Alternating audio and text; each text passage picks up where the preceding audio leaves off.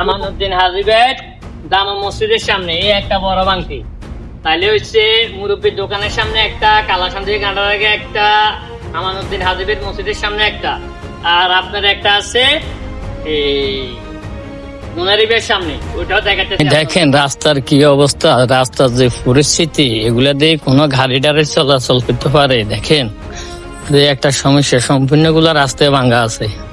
আপনার ঘরে যেটার কথা বলছি মুনারিবের সামনে এই জায়গাটা দেখেন কত বড় গর্ত। কিছুদিন দুদিন আগে একটা গাড়ি উঠে গেছে, উঠে যে মানুষের পায়ে ব্যথা পাচ্ছে, ব্যথা পাওয়ার পরে ডাক্তার দেখাচ্ছে।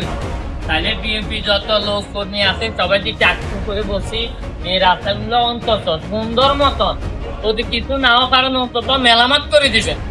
আর আমি যা কথাগুলো বলছি কেউ রাগ করবেন না, আমি আপনাদের ছোট ভাই হিসেবে বলছি, আপনারা এই রাস্তাগুলা যেমন মেরামত করে দিবেন, রাস্তা ভাঙা করার মেরামত করে দিবেন। কোনো গাড়ি ভিতরে ড্রাইভার ভাই যা আছে তাদের কোনো কষ্ট হবে না, সুন্দর মতন গাড়িগুলো নিতে পারবে, সুন্দর মতন চলাতে পারবে, মানুষের এমনকি দুর্ঘটনা হবে না, এখন মানুষ অ্যাক্সিডেন্ট হবে না, মানুষের হাত পা কিছু ভাঙবে না। আমার কথাগুলা আপনারা মনে কোনো কষ্ট নেবেন না, ছোট ভাই হিসেবে ইনশাআল্লাহ সবাই মাফ করে দিবেন, বুঝছেন? ছোট ভাই হিসেবে সবাই দেখবেন। ওকে, আসসালামু আলাইকুম, সবাই ভালো থাকেন, গুড বাই, আল্লাহ হাফেজ।